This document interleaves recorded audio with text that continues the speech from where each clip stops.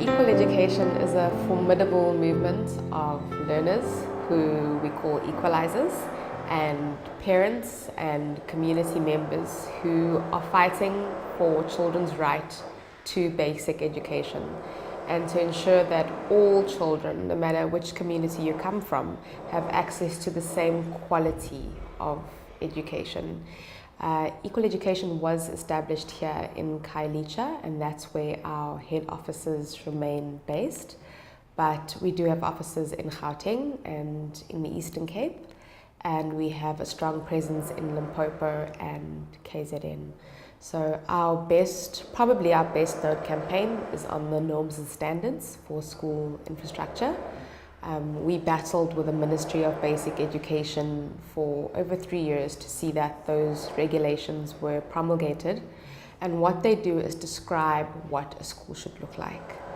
That a school should have water and electricity and decent sanitation.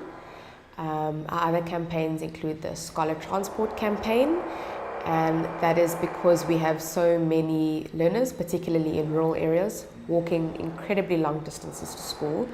I've walked with learners, so I know that literally it's a 2-hour walk to school, and at 5 years old, as young as 5 years old. And then, of course, in the afternoon, it's 2 hours back.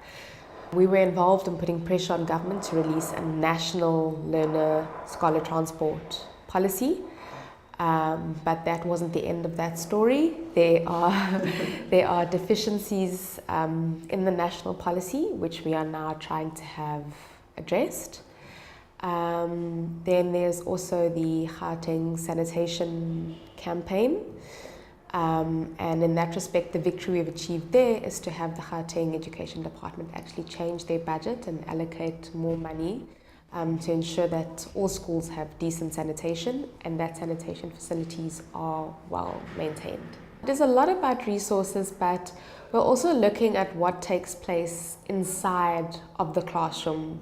We're interested in what children are learning, how they're learning, and what we think children should be learning. So we've also, there's been a shift recently to also looking at the curriculum, looking at learning deficits. There's a major emphasis right now among educationists, among researchers, to look at the foundation phase, the first 3 grades of schooling, and that is where children's life chances are determined. So we're looking at what are literacy and numeracy rates in those grades.